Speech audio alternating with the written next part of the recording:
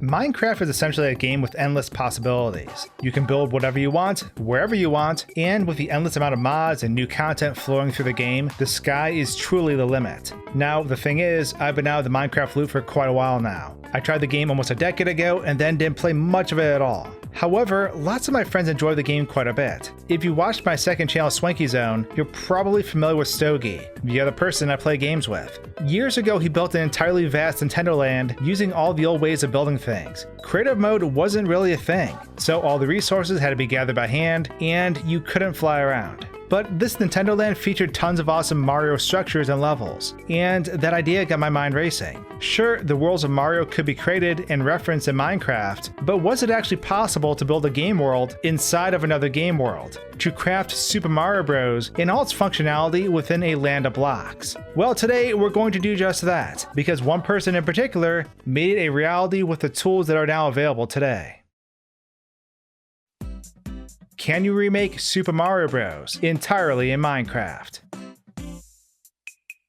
In order for Super Mario Bros to be recreated, first we need to understand what exactly needs to be remade. Because when you break it down, it basically could be built into a checklist of things that need to happen, as follows. Mario needs to move left and right in a 2D environment. Goombas and Koopa Troopas need to stick to the side-scrolling rules of the same environment, and be affected by various actions such as being jumped on or hitting Mario. Blocks need to be floating off the ground, which can either be broken or opened to reveal items inside. Items need to change the state of our player so that Mario can change size or receive new abilities. Mario needs to be able to interact with the environment in order to mimic how it operates in the actual game, such as dying from cliffs, being able to go through pipes, and clearing the stage by reaching the flagpole. And of course, collectible coins also need to be available as well. But even with those ideas in mind, we still only have the start of a concept. Applying this checklist to the world of Minecraft isn't so easy.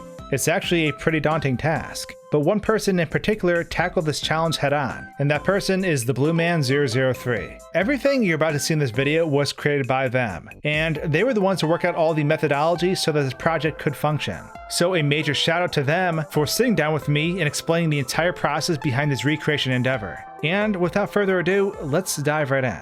So first and foremost, in order to build a 2D side-scrolling world within a 3D open world environment, we need to set some restrictions. World 1.1 will be our area in which we'll be focusing on. Starting off, the entire world needs to be built block by block to maintain the positioning of the classic World 1.1 stage from Super Mario Bros. With a lot of back and forth checking, the world itself can be blocked out to capture the basic shapes. After that, it's time to retexture the pieces to make them feel like the world of Mario. We just have to consider that all textures are now applied to 3D objects despite it being a 2D level. Now that the map is hashed out, we have to do some restriction work.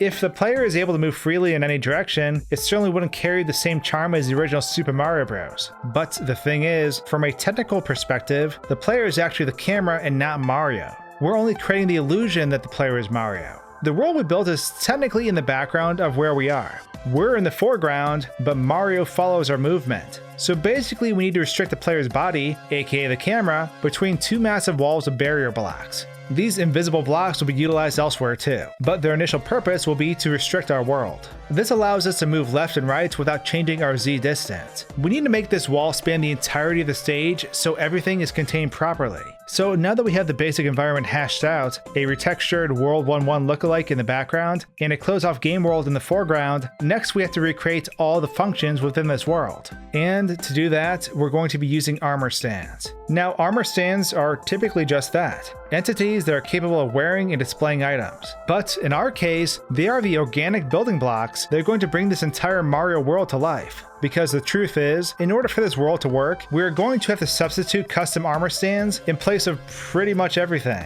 Why armor stands, you ask? Armor stands are easy to work with. They don't have intelligence or start walking around, and they don't make noise. They are the perfect blank templates to build upon. In addition, we can change the size of it for Mario when he takes damage. We can also make them invisible easily without potions or extra effects. So let's talk about Mario. The Mario we see on screen is actually just an armor stand that is in front of the player that follows the player's movement. Our Mario is just pieces of Mario equipped to an armor stand. At our core, we're just an armor stand brought to life. This also gives us a lot of control with command blocks to change the state of Mario. For those unfamiliar, command blocks are a block type that is capable of executing commands. You won't find these in survival mode or anything because they allow you to alter the game, but lots of people tend to use them when making cool custom experiences. When activated, they call upon a function and execute whatever is in that line of code. Commands can be written inside of text files, and that text file can be executed through a command block. It is more efficient to do it that way rather than using tons of individual command blocks. This reduces the number of command blocks used in this map by quite a lot, since we're going to have a lot of processes running to keep this Mario world functioning, meaning we can use 40 total command blocks out of what normally would have been 400. So with command blocks, we can change the size of the player when they take damage to simulate how Mario functions in the normal game. We can also use this to change the state of Mario in terms of power-ups, which we'll get to in a little bit. So now that we have a Mario who can move and jump, we also need to add other enemies into the world. Everything that is moving is an armor stand just like Mario, from Koopa Troopas to Goombas. Basically, there's one armor stand that controls the movement and another that controls the display. Every enemy is two armor stands working together. The armor stands can be named too, so we can label some as Goombas. With every enemy, there's a texture change glass block associated with it that armor stand Mario can interact with. When the player jumps on the glass block, for example, a process is called that causes the nearest Goomba to die and the block can be removed. This is done via command blocks. The same methodology can be used to damage Mario too. Now that we have the moving characters outlined, let's swap over to talking about blocks. Mario is capable of hitting blocks or smashing them when he is larger, and the functionality for this is similar to enemies. The only difference is, it is inversed. You check to see if the block is above Mario, and if it is capable of breaking when he touches it, it breaks. There is a command block running that executes the action when he hits the block. It also plays a sound effect. In terms of blocks that contain power-ups, a different path is taken. Before the block is broken, an entity is summoned above the block. This entity is also an armor stand, and it checks to see if Mario is near it. When Mario touches a power-up, his state is changed. Mario's armor stand remains the same, but the armor that Mario is wearing changes. So when a power-up is touched, Mario's armor could change from iron to diamond, for example, and his coloring would change since the armor pieces look different. If Mario takes damage, the data for the armor stand can be changed to a small armor stand. This would in turn make him look smaller. Each power-up comes with a different set of traits though. Mario's size allows him to do more things, but the Fire Flower gives Mario the ability to shoot fireballs to defeat enemies. So how does this function work in Minecraft? Well, it's actually built upon the carrot on a stick item, which is a combination of the fishing rod and a carrot. While the player is using the carrot on a stick, we're able to keep track of mouse clicks. Basically, when we use it, there is a +1 modifier that takes place, and we can use its increasing number to detect when a click has taken place and when a fireball should be thrown. And of course, the fireballs you see are actually moving armor stands as well. When a fireball is moving, we can use a command block to check to see if a Goomba or other enemy is in range. Basically, we're measuring the distance to the side of the armor stand, and if we are in range, the enemy is defeated and a sound effect is played. Moving on from fire flowers to invincibility stars, the approach is a bit different. It's actually more difficult to carry out because we don't have infinite armor pieces to swap out continually so that our colors change. To remedy this, we can take the player's armor stand and apply a color changing glow effect to it. This effect has a property that reflects team color. By cycling through different teams, we can keep changing the color of the armor. With this, we only need to cycle out a few armor stands to get the range of colors we need. When in this state, enemies are defeated if we touch them using the same methods we've outlined before. So with these things, we have our basic core gameplay nailed down. We can jump and defeat enemies, but we still need to add a few more things. For starters, our player needs to be able to die, either from touching enemies or falling off a cliff. The same animation can be used for both, so to create deadly cliffs, we're going to use barrier blocks again. When these are touched, the player's animation is changed, and you die. Next up, we should probably talk about going to different areas in the map. In the classic Super Mario Bros game, there's a pipe in the level that you can go down to enter an underground coin vault. So we do need to create this map area. Once we have the map built, in order to link these two places together, we'll utilize armor stands again. When a player is near this particular armor stand and they are sneaking, a command block swaps out the animation and then teleports the player to where the other armor stand is. This allows us to move to and from the underground area. While we're down here though, let's talk about coins. Collectible coins are blocks and they're treated like the brick blocks. Each direction on the side of the block needs to be checked at least once. So we have to write each direction for each command function.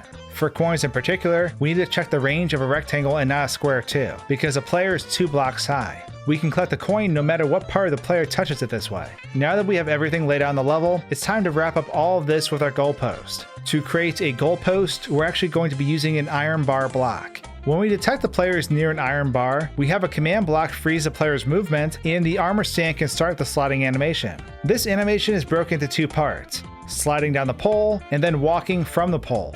This animation is split into two parts because the Mario armor stand cannot actually walk through the iron bar without first being teleported one space beyond it. We have to get past it because it is blocking our path, and then Mario can walk to the castle and face the door, clearing the stage. And with that, our journey through World 1-1 has been completed from start to finish. Super Mario Bros can be completely recreated in Minecraft. Now obviously, there's quite a lot of work to get Super Mario Bros running within Minecraft, but it can be done, and the Blue Man 003 has outlined the entire process. And to top things off, he even took it a step further. While developing this, he actually created a program that allows him to design these Minecraft levels in a 2D editor, that then generates a level within Minecraft. It's pretty annoying to design 2D levels in a 3D space, so the editor he developed creates functions that generate a lot of the commands and supporting logic. Of course, it makes it easier to place blocks in the level too. A Super Mario Minecraft maker, so to speak. Honestly, all this is super impressive, so I want to give a huge shout out to the Blue Man 003 for working with me through the entirety of this video. I highly recommend swinging on over to his YouTube channel now because he just put the Minecraft level up for download, and he's also releasing the 2D level editor so you can give it a try yourself. You can check out some of the other things he's worked on too. You can find a link to his channel at the top of the description below and at the end of this video. And with that, thanks for watching guys and gals, and until my next video, cheers.